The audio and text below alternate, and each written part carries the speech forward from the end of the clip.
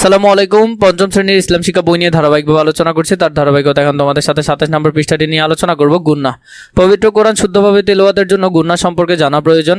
এটি তাজবিদের একটি গুরুত্বপূর্ণ নিয়ম। এই নিয়মে নির্দিষ্ট কিছু আরবি বর্ণ নাকের মাধ্যমে উচ্চারণ করা হয়। গুন্না আরবি শব্দ, এর অর্থ নাক ব্যবহার করে উচ্চারিত ধ্বনি। নাকের মূল হতে নির্গত আওয়াজকে গুন্না বলা হয়। অনেকটা বাংলা ভাষায় চন্দ্রবিন্দু উচ্চারণের মতো গুন্নার উচ্চারণ হয়। আল কোরআন তেলাওয়াতের ক্ষেত্রে কুরআনের গুরুত্ব অপরিসীম। গুন্নাহ মেনে পবিত্র কোরআন তেলাওয়াত করলে শ্রুতিমধুর ও শুদ্ধ ধ্বনির সৃষ্টি হয়। পবিত্র কোরআনের বাণীকে মনোমুগ্ধকর করে তোলে। আমরা তেলাওয়াতের সময় যথাস্থানে গুন্নাহ করে মহান আল্লাহর বাণীকে শুদ্ধভাবে তেলাওয়াত করতে সচেষ্ট হব। আমরা পূর্বে জেনেছি যে আরবি হরফ সর্বমোট 29টি। এর মধ্যে মিম নুন গুন্নায়ের হরফ। এই হরফ দুটি যখন তাসবিদ যুক্ত হয় তখন তাদেরকে নাকের মধ্যে নিয়ে উচ্চারণ করতে হয়। গুন্নায়ের সময় এক আলিফ পরিমাণ সময় নিয়ে মিম নুন এর গুন্নাহ নাকের মাধ্যমে উচ্চারণ করতে হয়। গুন্নার প্রকারভেদ। গুন্নাহ 3 প্রকার: ওয়াজিব গুন্না, মিম সাকিন গুন্না, নুন সাকিন গুন্না ও তানবিন গুন্না। 1 নাম্বার ওয়াজিব গুন্না। ওয়াজিব গুন্না হলো নুন বা মিমের ওপর তাসজিদ থাকলে গুন্নাহ করতে হয়। 2 নম্বরে মিম সাকিন গুন্না। মিম সাকিন গুন্না হলো মিম সাকিনের পরে বা থাকলে মিম থাকলে গুন্নাহ করে পড়তে হয়। 3 নম্বরে হলো নুন সাকিন গুন্না বা তানবিন গুন্না। নুন সাকিন বা তানবিনের পর যখন 15টি হরফ আসে তখন ইখফার 15টি হরফ আসলে গুন্নাহ করে পড়তে হয়। মিম সাকিনের বিধান। মিম সাকিনের বিধান 3টি। প্রথমে ইখফা। মিম সাকিনের পরে বা হরফ থাকলে গুন্নাহ সহ ইখফা করে পড়তে হয়। এরপরে হলো যে ঈদগাম।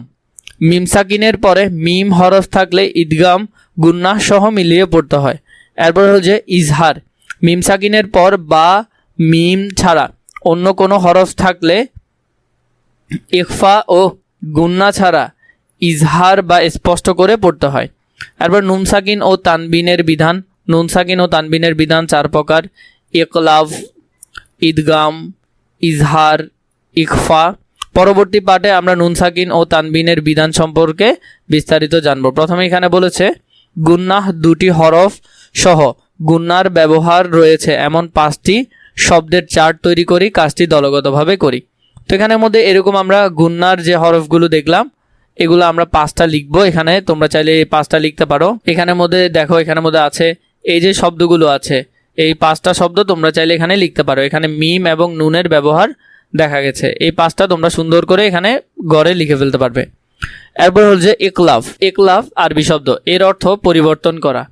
ইকলাবের হরফ হলো বা, নুন সাকিন কিংবা তানবিনের পর এই হরফ আসলে নুন সাকিন বা তানবিনকে মিম দ্বারা পরিবর্তন করে এক আলিফ পরিমাণ গুন্নাহ করে পড়াকে ইখলাব বলে। ঈদগাম।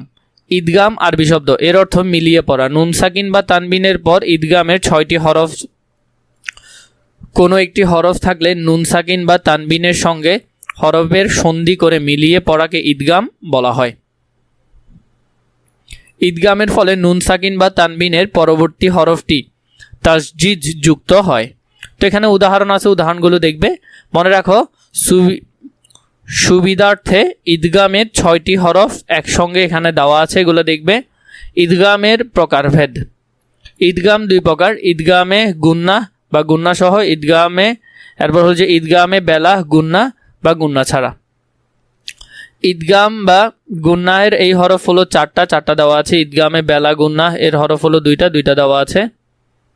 এরপরে ঈদগামের গুন্নাগুলো দেখবে, ঈদগামে বেলা গুন্নাগুলো দেখবে। এখানে বলেছে ঈদগাম সংবলিত 5টি শব্দের চার্ট তৈরি করে অনুশীলন করি, কাজটি দলগতভাবে করি। তো এখানে আমি তোমাদেরকে 5টা শব্দ দিচ্ছি, 5টা শব্দগুলো তোমরা এখানে লিখতে পারো।